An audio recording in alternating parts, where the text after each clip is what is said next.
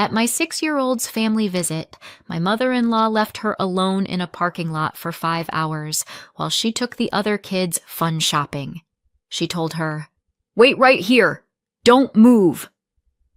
I didn't shout. I walked inside and did this. The whole family went silent. If you've ever had one of those moments where the world tilts and everything goes a little too quiet, that's what happened the day I pulled into my in-laws' parking lot and saw my daughter sitting on the curb by herself.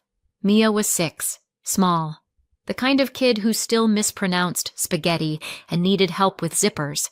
She was perched on the edge of the concrete like a discarded doll, knees pulled to her chest, pink backpack next to her.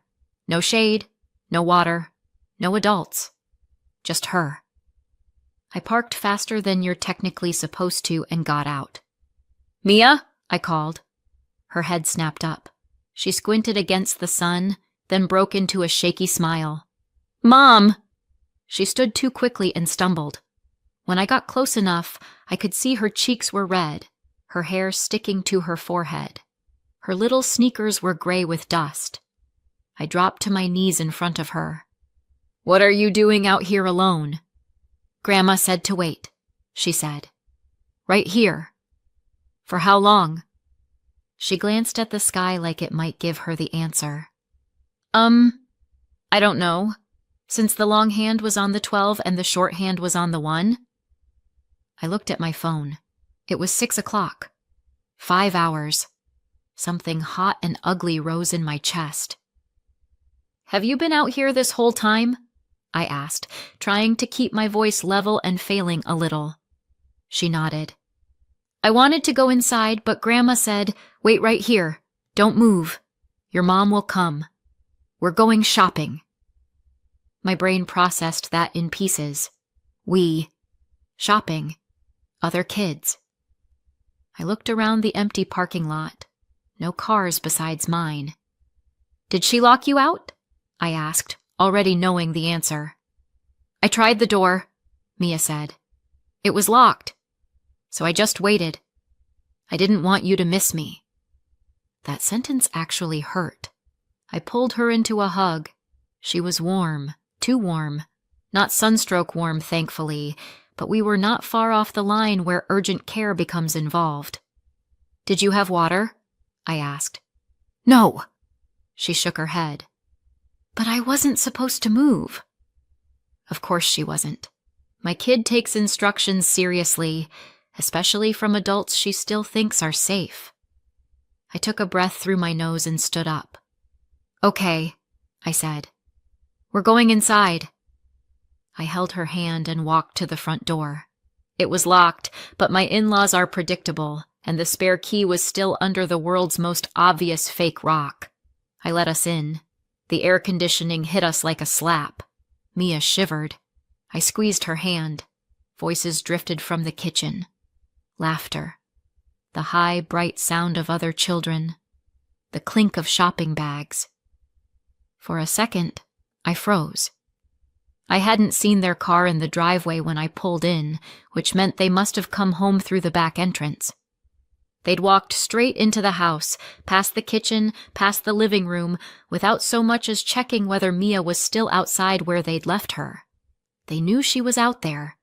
They just didn't bother calling her in. That realization made my stomach twist. I followed the noise. There they were, my mother-in-law Diane, my father-in-law Ron, my husband's sister Valerie, and her 2 kids, Mason and Chloe. The counters were covered in shopping bags, clothes, toys, a new video game system. Mason was waving a plastic sword. Chloe had a bracelet on each wrist. Diane had a glass of iced tea. She looked very comfortable. I stepped into the doorway with Mia half behind me. The first person to notice us was Chloe.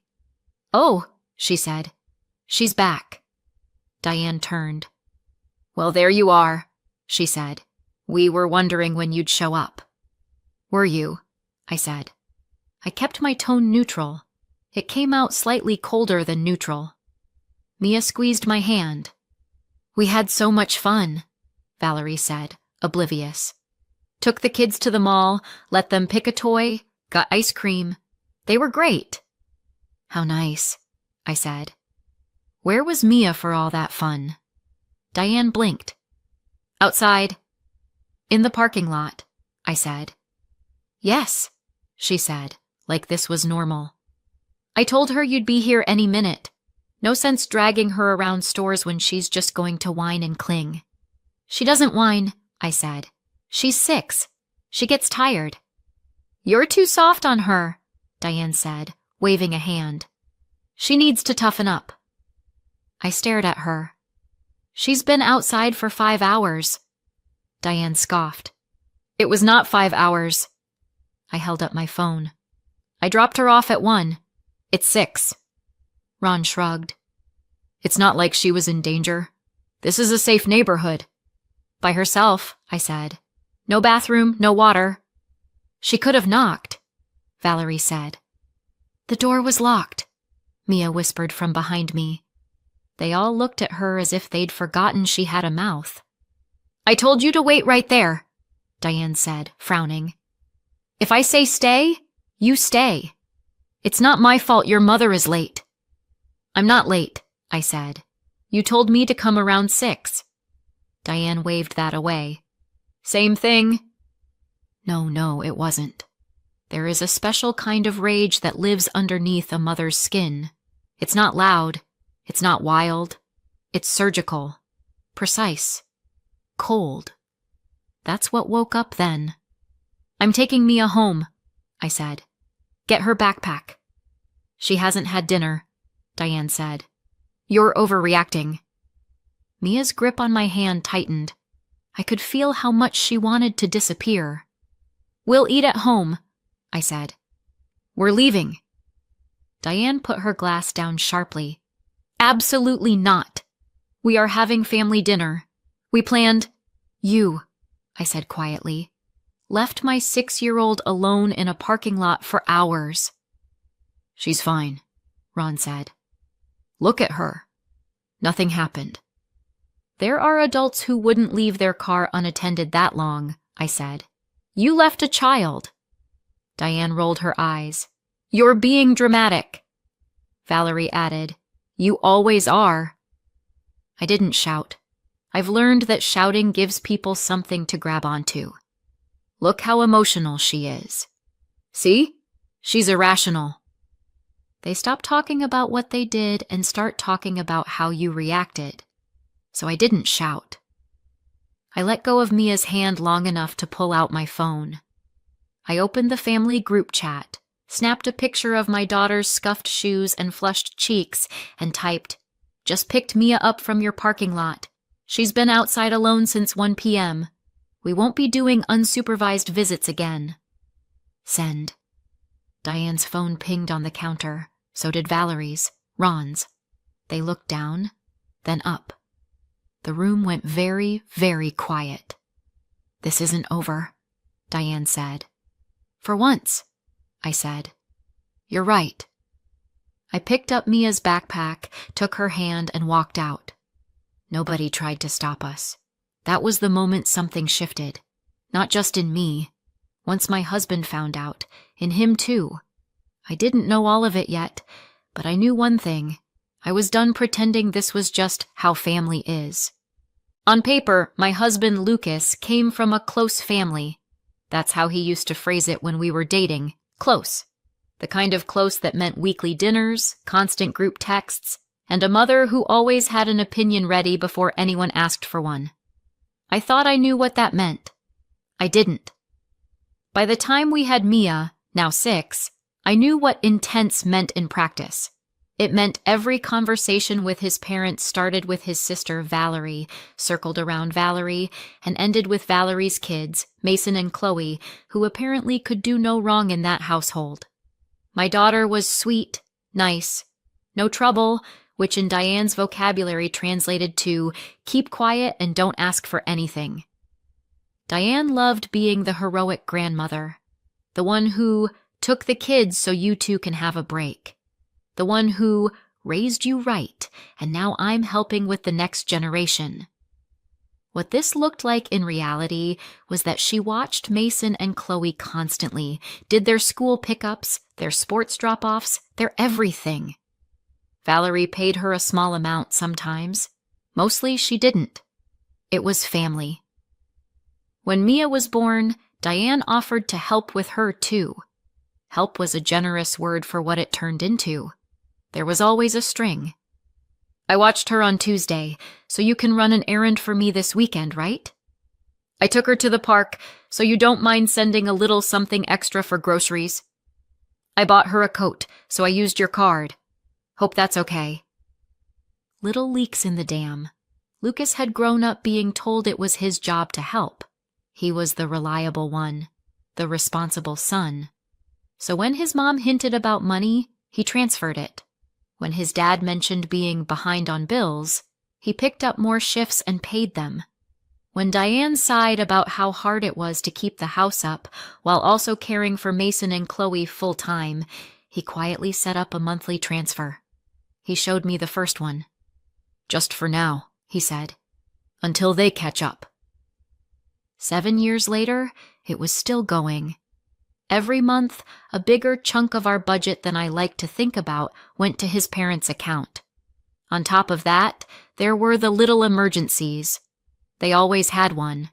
New tires, dentist, electric bill. Valerie's unexpected expense that somehow landed in Lucas's lap. He never pushed back. Not really. When I tried to talk about it, he would tense up and say, "They need it. They helped us. It's just money." I stopped bringing it up as much. I didn't want to be the villain in a story where his parents were always the martyrs. But the thing about patterns is that they don't just stay emotional. Sooner or later, they get dangerous.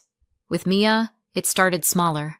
They'd keep her up too late because the cousins wanted to play. They'd forget to put sunscreen on her because she needs color.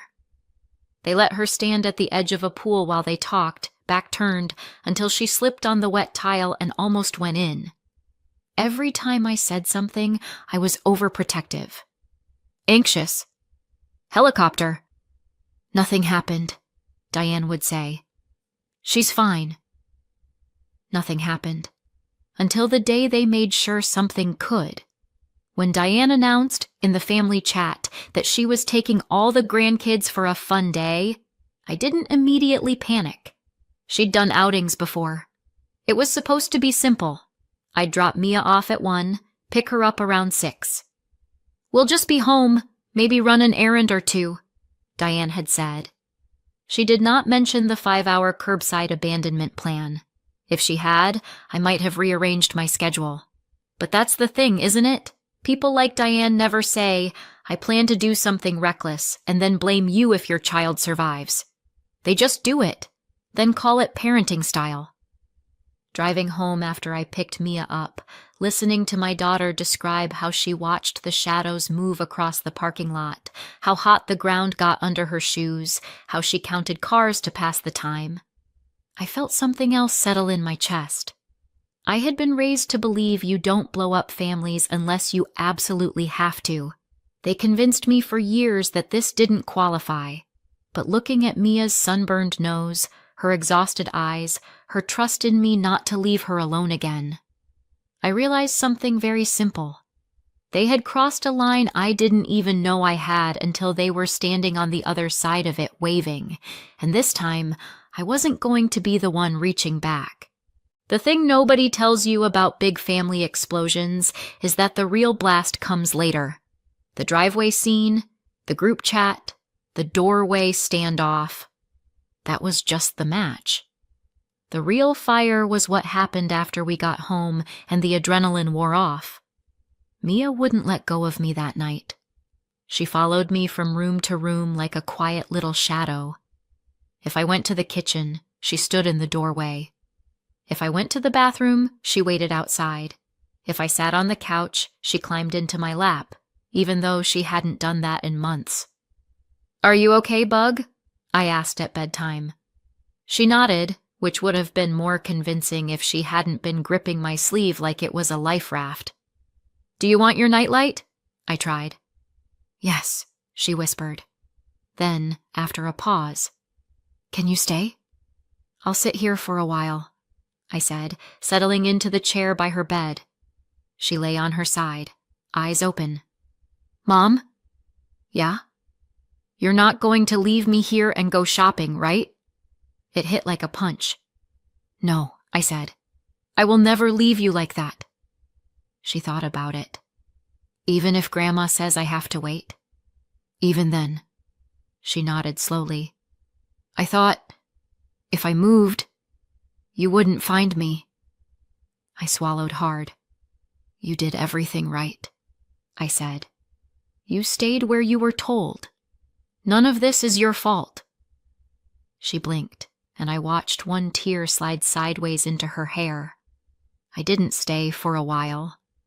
I stayed until she finally drifted off, and even then I sat there longer, listening to her breathing, wondering how long it would take before she didn't flinch every time a car slowed outside the house. I found Lucas in the living room, sitting on the edge of the coffee table with his elbows on his knees, staring at nothing. "How is she?" he asked. "She keeps asking if I'm coming back," I said. "To the room, the house, anywhere." She tracked me from the couch to the sink like I was a balloon she was afraid would float away. He closed his eyes. "I told her Grandma said, 'Don't move,' and she heard, 'Don't exist unless your mother can find you,'" I added. "That's not what Mom—" "Maybe not," I said. "But that's what happened." He didn't argue. We sat in silence for a moment. "You know," I said, "if we let this slide, we're not just telling your parents it was fine. We're telling Mia it wasn't a big deal." He rubbed his face with both hands. "I know." "She stood in a driveway for 5 hours because she trusted that if she moved, she'd get in trouble," I said. "I'm not willing to teach her that the people who did that get another chance." He looked over at me. The Lucas I married was there, but there was something else now too. Something heavier, sharper. "I'm cutting them off," he said. I didn't say anything. I'd wanted this for a long time, but it had to be his line to draw. He stood, went to his desk, and opened his laptop. I watched as he logged into the bank account he'd grown up thinking was a moral obligation. $600 a month, he said, almost to himself. "That's what I've been sending them. For bills." He clicked. "Another $200 into the extra account Mom pulls from," he added. "For groceries with the grandkids." More clicks. "And then there's the emergency fund," he said. "The one that's mysteriously always empty." He opened another tab. The numbers popped up. Transfers to his parents every few weeks. $250, $300, $400. The amounts varied, but the pattern was the same. "How much is that?" I asked. He did a quick mental calculation. "Around $800 to $1,000 a month, on average." "And that's just what you know about," I said. He clicked again. "Not anymore," he said. One by one, he canceled the $600 recurring transfer, deleted the $200 extra, closed the emergency fund pipe. He removed their access to the card they'd borrowed and never returned. The confirmation messages popped up politely, as if he were unsubscribing from a newsletter. "That's it," he said, leaning back. "That's a lot of money," I said. He nodded. "We could have gone on vacation every year." "Instead," I said, "we bought them the privilege of endangering our kid." His mouth twisted. "Not anymore." "And contact?" I asked. He picked up his phone. "I'm not writing a speech," he said. "They don't listen to speeches." He opened the family thread and typed. "You left Mia alone outside for hours. There will be no more visits. Don't contact us again."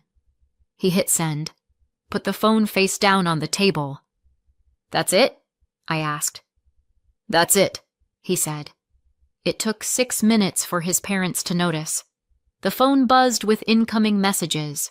"What is this call me now? You're overreacting. We did nothing wrong." Answer the phone. He didn't. I didn't. We sat in a strange, fragile silence while Mia slept in the other room. Then a new text popped up from his mother. If you want us to stay out of your lives, you will keep sending the money. If you cut that off and start telling your little parking lot story, we will tell everyone what really happened. It's your word against ours. You can't prove anything. I stared at it. There it was. Not even subtle. Wow, I said. They're not even pretending this isn't about money. Lucas read the message twice. His jaw tightened. They think we're scared to make this official, he said. Are we? I asked. He looked at me. No, he said. We're not. The next morning, while Mia sat curled on the couch watching cartoons without really watching them, Lucas looked at me and said, We're reporting it. We didn't need to discuss it. We just drove. The police station smelled like old coffee. A woman at the front desk glanced up as we walked in. I need to file a child endangerment report, I said. Her expression sharpened. What happened? I pulled out my phone and showed her the photo. The curb, the empty driveway, the heat on Mia's face. She was outside for 5 hours, I said. Completely alone. My in-laws took the other kids shopping and left her with no way in. The woman's jaw tightened. This way. In a small interview room, Mia clung to me, so she sat on my lap. There was no way she would have stayed home alone after yesterday. The officer asked only what mattered. Was she supervised at any point? No. Did anyone check on her? No. Where were the caregivers? At the mall. Did she have a way to get inside? No, the doors were locked. The officer looked at the photo, then at Mia, then at us. This is serious, she said. She took the report quickly, timeline, photo, statements, and slid a case number across the table. Before we left, she crouched beside Mia. You did nothing wrong. You were very brave. Mia leaned into me without speaking. We walked out holding the case number, cold, official, undeniable. It didn't fix what happened, but it made sure no one could pretend it wasn't real. At home, I opened the extended family chat, the same one where Diane had called me dramatic 2 days earlier. I typed, For those who still aren't sure what happened, Mia was left outside alone from about 1 p.m. to 6 p.m. at my in-laws' place. The door was locked. No water. No supervision. We have filed a report with local police, so there is a record of what happened. We will not be discussing it further. I attached the curb photo again and hit send. Lucas watched over my shoulder, then added his own message beneath mine. Any questions? Ask me directly. Do not go through my mother. Then we put our phones down. It took about 30 seconds. Cousin. Wow. I didn't realize it was 5 hours. Aunt. That's not old school parenting. That's dangerous. Another cousin. I thought this was being exaggerated. I don't anymore. Diane jumped in. How dare you send this to everyone? You are trying to destroy us. You went to the police? Over family? Ron followed. You're making us look like monsters. Someone else replied before we could. No one made you do that. You did that yourselves. I didn't recognize the name.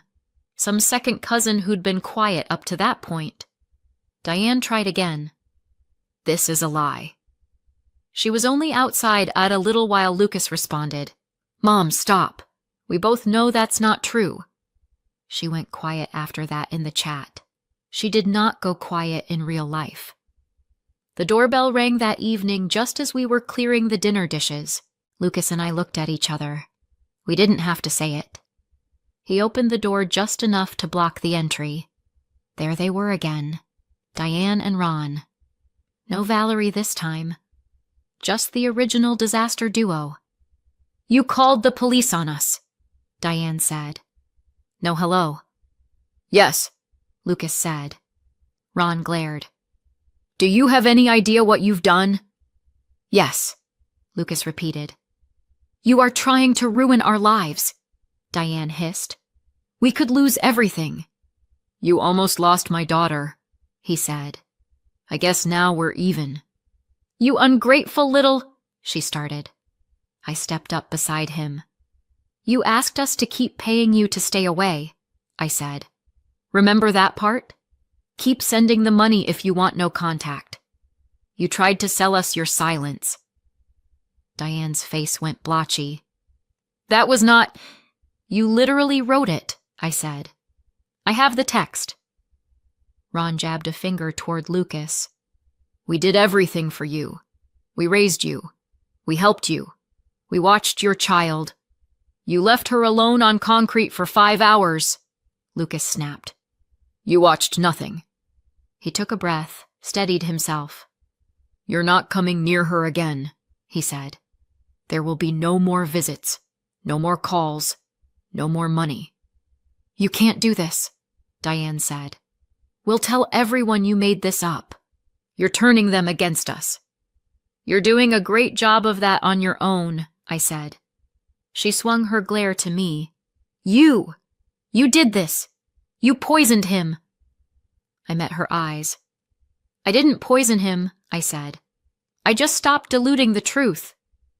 Her mouth opened and closed. You're going to regret reporting us, Ron said. This will follow us everywhere. Good, I said. Maybe then you'll take it seriously. We should call our lawyer, Diane muttered.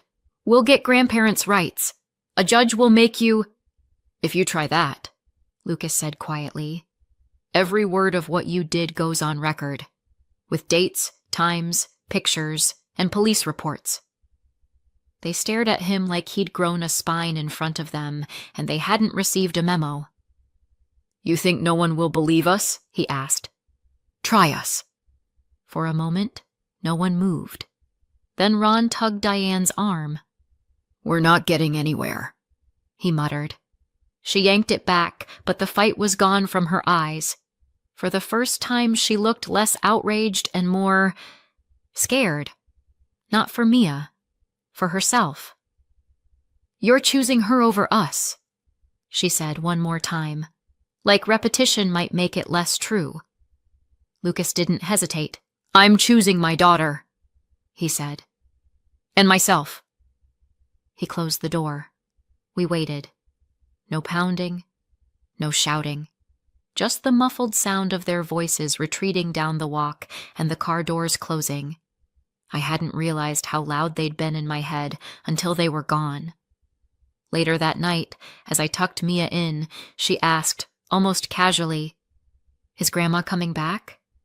No, I said. She's not allowed to take care of you anymore. Mia thought about that. Because she left me? Yes, I said. Because she left you. She nodded, small but sure. Good, she said. I didn't like waiting. I brushed her hair back from her face. You won't have to again, I said. She believed me. I decided to make sure I earned that. So that's where we ended up. They lost their money, their access, their version of the story. We lost the illusion that family meant what they said it did. Mia still asks sometimes if I'll come back when I run to the store. I always tell her yes, and then I do. Every time. That's how you fix what other people break. Not with speeches, but with follow-through. Lucas is lighter now. He laughs more. He doesn't flinch when his phone buzzes, because those numbers are blocked. As for Diane and Ron, they tell anyone who will listen that we went too far. Maybe we did. So, what do you think? Did we go too far or not far enough? Let me know in the comments and subscribe for more. My daughter was absolutely sure her dad died in Alaska. Then, on her very first real vacation by the ocean, she pointed at a very alive man at our boarding gate and calmly said, Mom, look, that's Dad. My name's Emily. I'm 35. I live in the States, and officially I'm a widow. In reality, I'm that person who finds herself arguing with an 8-year-old about whether the dead man in front of us is actually dead. There's this guy standing by the gate for our flight to Miami. Baseball cap, sunglasses, broad shoulders. Next to him, a perfectly put-together blonde in her mid-20s who looks like she's already tired of the entire planet. He says something. She rolls her eyes. His profile. The way he shifts his weight. The way his hand cuts the air when he talks. My stomach drops like an elevator with cut cables, and I clamp down on my suitcase handle. "Danny," I say as evenly as I can. "Dad died. You know that." "I know," she shrugs. "But that's him. He just doesn't know he died yet." So that's where we're starting. For context, my daughter's dad, Brian Carter, officially died 3 years ago on a frozen lake somewhere outside Anchorage, Alaska. Danny was 5 then. She barely remembers. I remember everything. That day he was flying out too. "Quick work trip, Em, just a few days. Big opportunity. You said you wanted me to grow." His boss, Richard, had hooked him up with a trip far from the noise. Some project in Alaska. Check equipment, meet a client, and of course ride snowmobiles, because apparently no grown man can refuse the chance to go play on thin ice. Brian was always chasing growth. When we first started dating, it was cute. Late-night Zoom calls, coffee by the gallon, goal lists magneted to the fridge. Then Danny was born, and instead of easing off the gas, he floored it. First, there were work trips around the States. Then, a conference in Cancun. Then another one. Then he started coming home with new watches, new gadgets, and that one line. "Em, this is an investment in our future. In a couple of years, we'll laugh at this loan." Spoiler, nobody laughed. He got himself mixed up with a group of private investors. High interest, fast cash. No boring banks, just winners and opportunity. A year later, opportunity showed up at our door in the form of 2 very polite men who made it clear the money needed to come back, preferably yesterday. I didn't know then that he owed them more than our house was worth. Brian decided not to burden me with that info, but when they really tightened the screws, he went to the police. "They said it's a civil matter," he told me later, in that hotel bar in Miami, holding his glass like it was the only solid thing in his life. "Like a dispute between adults. Call 911 when they're actually killing you." But we're not in that bar yet. After that Alaska trip, it was Richard who called me. His voice had that tone people use when they talk about highway crashes. "Emily, there was an accident. Snowmobile. Ice. Search and rescue. They never found the body, but everyone understands." I don't remember how I ended up on the floor. I just remember Danny walking around me asking, "Mom, is Dad still in another country?" Then came the paperwork, the condolences, a small life insurance payout, and eventually an official death certificate. Police, search and rescue, all those serious people said the same thing. The chance of surviving that environment is basically 0. And I believed them, because the alternative was worse, believing he was alive and simply choosing not to come back. For 3 years, I lived like someone had hit mute on my house. Work, preschool, now elementary school, bills, no vacations, no dates, no girls' nights. Just me and Danny and this heavy, quiet grief that sat between us at the dinner table. I told her that her dad was a guy who explored new places, and one day, one of those places turned out to be stronger than him. Beautiful little legend, right up until your explorer shows up at your boarding gate to Miami. On the plane, he's 2 rows ahead of us.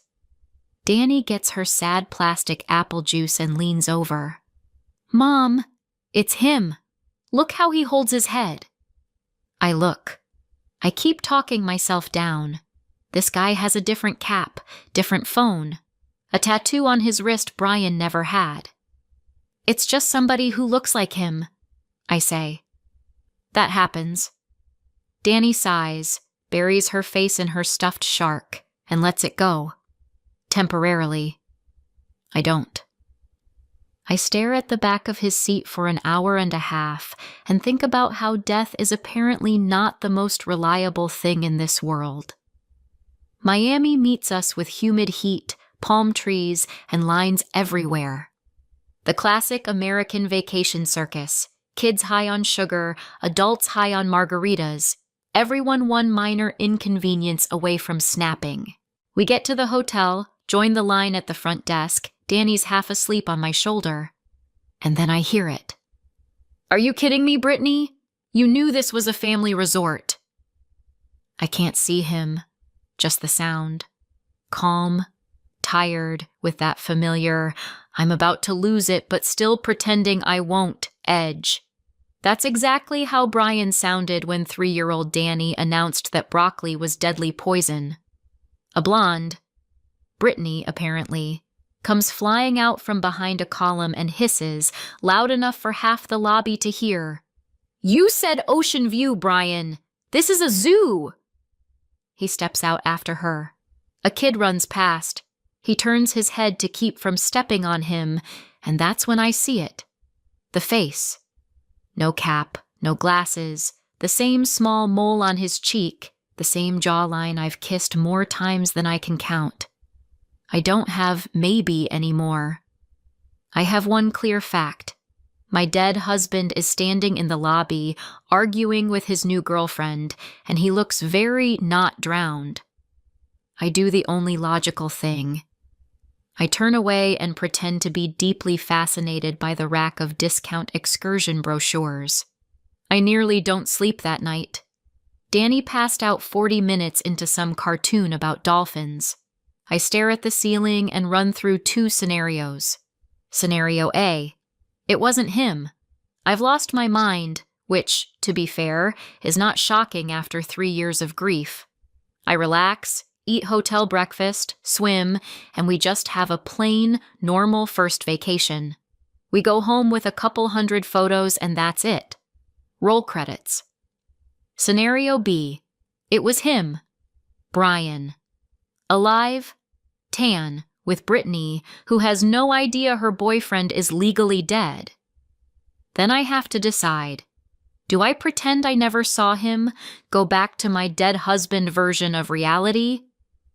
Or do I step straight into his new life and ask one simple question? Seriously, Brian? Scenario A sounds calmer and a lot more cowardly, and I am very, very tired of being cowardly for both of us. The next day, the universe decides for me. Danny and I are on the beach. She's building a sandcastle. I'm pretending to read while actually scanning every male silhouette within 100 yards.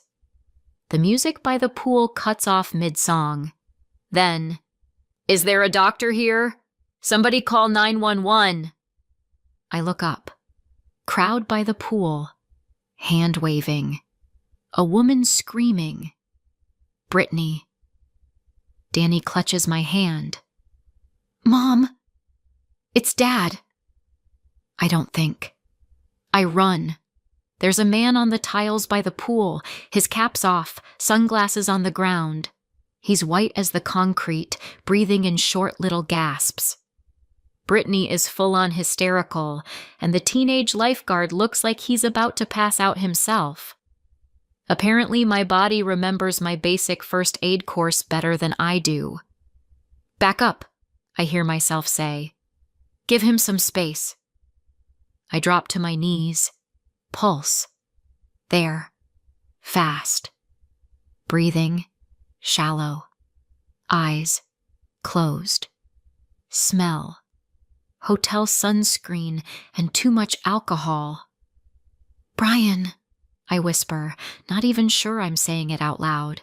If you die on me a second time, I swear to God I'll kill you myself. His eyes snap open. We just stare at each other. In his face I see pain, panic, and something like, of course this is happening today. Emily. He exhales. You know her? Brittany instantly rounds on me.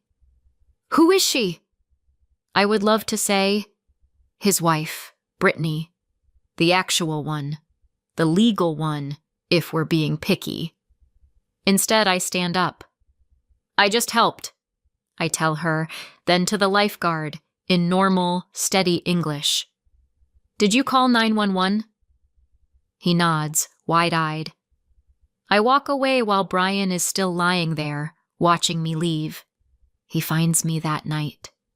Danny is out cold upstairs with a cartoon humming in the background. I go down to the hotel bar just to be not mom for 15 minutes. I pick a corner table, order club soda with lime, and try to pretend my life is not a soap opera. I'd know that voice if he talked to me from another continent. I look up. Standing there is Brian Walker, his new legal name. But under that, it's still Brian Carter, just with deeper lines on his face and a damaged liver. He sits across from me without asking. You okay? I ask first, because it's both the dumbest and the politest thing you can say to a man who faked his own death and then almost passed out by the pool. Yeah. Heat, alcohol, and guilt all at once. He rasps out a laugh. He trails off, staring past me. You're alive, I say. That's already an achievement. We sit in silence for a minute. Someone behind me orders a margarita pitcher. Baseball plays on the TV above the bar. Totally normal American vacation night, if you ignore the part where I'm talking to my dead husband. How long have you known? He finally asks. What a question. That you're alive? I echo. Since you opened your eyes by the pool and said my name. Slightly before that, I had suspicions. He gives a crooked smile. I deserve that. You have no idea how much, I say. Okay, let's do this. I put my hands flat on the table. You get one shot to explain what the hell happened in Alaska. He nods, takes a sip of his water like it's whiskey. Okay, remember those guys I borrowed money from? I remember. Back then, he called them private investors. Now he's more honest. Loan sharks, he says. No normal bank would touch me anymore. I'd screwed up a couple deals, and they did not care about my feelings. The amount kept growing like dough in the oven. They started showing up at the office, calling, hinting at things. I went to the police. They said, civil matter. I finish for him. I know that line way too well. It's a civil matter, sir. Call 911 if they actually threaten you. Yeah. He nods. And I believed that if I stayed, they'd eventually find me in an alley somewhere. And you... His hands clench. You too would be next. So your best idea was to drown? I ask. Not pay.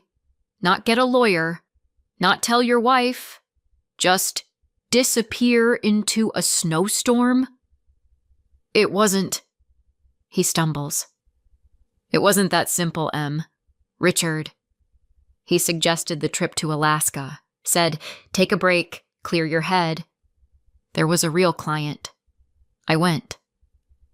He stares off somewhere over my shoulder. There was this frozen lake. They offered to go out on snowmobiles, and I realized I had an out. They stayed by the lodge. I went out alone, left my helmet and gloves closer to a crack in the ice, came back around to shore, got into a car I'd booked ahead of time, rode straight into Anchorage. Phone, cards, everything. I left it on the ice. He stops. I picture it. White everywhere, the sound of ice. My husband deciding it's easier to die on paper than admit to me he's in over his head with criminals. Search and rescue found the snowmobile, he says quietly. Broken ice. My stuff. Richard called you. He shuts his eyes for a second. I sat in a crappy motel, watched the news, and listened to everyone talk like I was basically gone. But you weren't, I say. You were very much not gone. For 3 whole years. Just not where your daughter and I were. He nods. I took a new name. Walker. Got a job in another state. Rebuilt my documents. At first I thought it was temporary. Until things cooled off. Then, he lifts one shoulder. Then months went by. I'd check your profile. I saw you with Danny. Saw you holding it together. Every time I almost reached out, I thought, what do I say? Hey, it's me. I didn't actually drown, but now you're a widow on paper and the IRS is gonna have questions? He lets out a bitter laugh. So I put it off. And Brittany? I ask. He looks away. She came later. About a year after. She doesn't know about any of this. I told her I'd been in a bad marriage. We split. I didn't come here to justify anything. I was a coward. I cheated on you way before the Alaska thing. That conference in Cancun, it wasn't all slides and networking. His mouth twists. I'm not asking you to understand. His voice cracks. When I saw Danny at the gate, I realized I can't keep pretending I don't exist. I thought maybe I'd get a chance to explain. Explain to who? I ask. To me? Or to her? He's quiet for a long time. To Danny, he finally says. I probably lost any right to ask you for anything, but can I at least try to tell her I'm alive? That I'm not the hero you painted, but also not the total monster I feel like? Anger hits me in a clean, hot wave. You want to tell my daughter that her dad didn't die. He just picked living somewhere else for 3 years? I ask. You think that's going to be great for her mental health? He grabs the only argument he has. Those guys are gone. That company they used, it went down like 2 years ago. Fraud, money laundering, all that. Feds took them out. Nobody's coming anymore. I could have come back. He breaks off. But you didn't, I finish. Because you were ashamed. Because you had a new life. I look straight at him. The good news, Brian. Shame means you do technically have a conscience. The bad news, it doesn't actually help anyone. We sit there, not speaking. The bar TV switches to another game. Somebody laughs near the counter. You want to meet her? I ask, surprising even myself. He nods, slowly this time. Yeah, but only if you think it won't break her all over again. I stare into my glass, watch the ice melt. Danny has been living with a dead hero for 3 years. If I do nothing, someday she's going to add things up herself. Google, social media, whatever.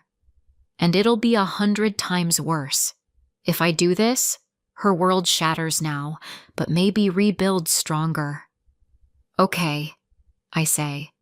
1 chance. 1 conversation. And we do it by my rules. The next day, I tell Danny an old friend of Dad's is coming to see us. Yes, I know this is version 3 of the story. Welcome to adulthood. We're constantly rewriting our fairy tales. He used to work with Dad, I explain. Same company. He knew him well. Danny gives me a suspicious look but nods. We pick a small beach cafe. She pokes at her ice cream. I shred a napkin into confetti. Brian shows up 5 minutes late.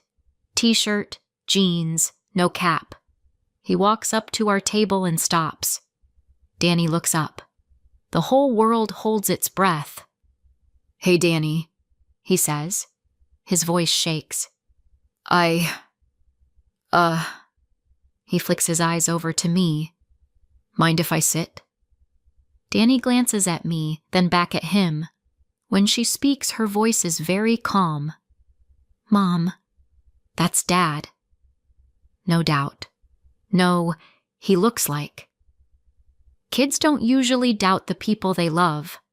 Everything in me tightens, but I nod. "Yeah, sweetheart," I say. It's him. And that's it. No dramatic reveal, no prepared speech.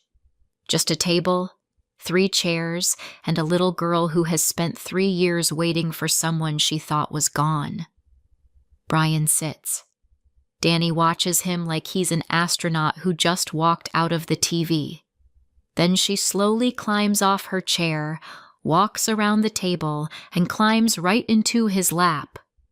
"You smell like Dad," she announces. "Like deodorant." I half choke, half laugh into my coffee. "Danny," Brian whispers.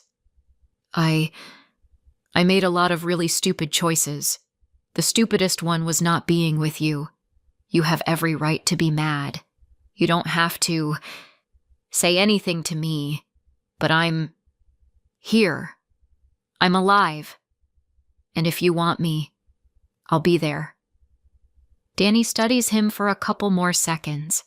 Then she leans her head on his chest. "I'm not mad," she says. "I thought you died. You were just dumb. That's better." I turn to look out the window because if I watch them any longer, I'll fall apart. They sit like that for 10 minutes. He whispers how much he missed her. She tells him about school, about her teacher, about how much she hates broccoli. "Like you, remember?" I hear them both laughing. Real laughter, without that dull grief edge. At some point, he looks up at me. His eyes are a mess of guilt and gratitude. I just nod. "Congratulations, Emily. You scheduled a play date with a ghost." The rest of the vacation is weird. Sometimes we walk together, all 3 of us. Beach, ice cream, terrible souvenir shops. Danny is glued to his arm like she's trying to make up 3 missing years in 3 days. Sometimes I leave them alone and go walk the boardwalk by myself. For the first time in 3 years, I feel like I'm allowed to do that. Brittany gives me a couple of looks like I personally stole not just her boyfriend, but her youth. I'd love to explain I didn't come here for a man at all. I came because I finally scraped together enough money to take my kid to the ocean. But that's not a conversation you have by the pool bar. She never actually finds out the truth. Brian eventually ends things with her. I don't know if it's because of me or because he finally ran into his own past face first. Honestly, I don't care. On our last night, we sit on the balcony of my room. Danny is asleep inside, wrapped around her shark. Brian says, "I know I don't have the right to ask for much, but when we get back, maybe we could try again. I'll move closer, get a normal job, talk to a lawyer, a pastor, whoever. I'm ready to fix whatever I can."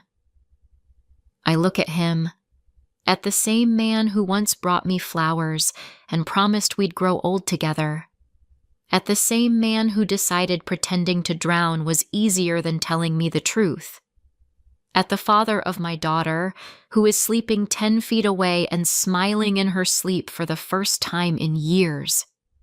"Brian," I sigh, "you can't fix the past."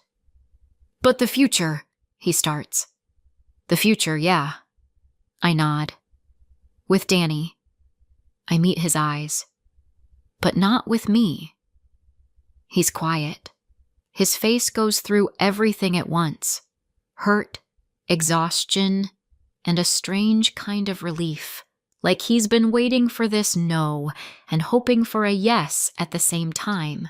I don't love you like I did back then, I say, steady. I care. I feel sorry for you.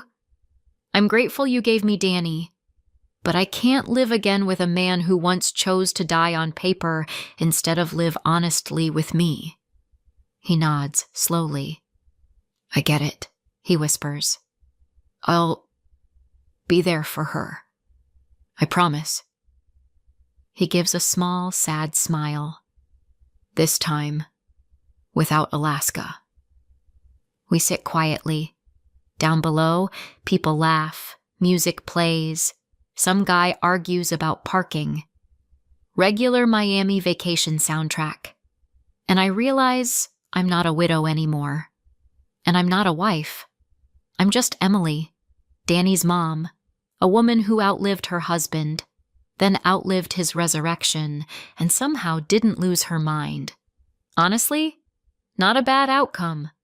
About a month after we get home, Brian moves to our city, rents an apartment not far from us, gets a normal job, finds an attorney to untangle the legal nightmare of his death. I don't handle any of that. I have my own to-do list: work, a mortgage, a third grader, therapy sessions on Zoom. Danny sees him on weekends. They go to the park, the movies, the science museum. Sometimes he picks her up from school and the other moms look at him, then at me. One finally asks, I thought your husband... Long story, I say, smiling. Trust me. Some nights, after Danny crashes from another, Dad taught me how to ride with no hands today. Hi. I sit at the kitchen table with my mug of tea and wonder if I made the right call. Could I have done it differently? Sure. Do I want it to be different? Sometimes, yeah. Mostly the part where he doesn't disappear in Alaska. For everything else?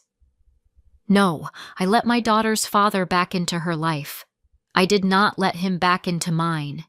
And that is probably the most honest thing I've ever done, for him, for her, and for myself. Did I go too far or not far enough?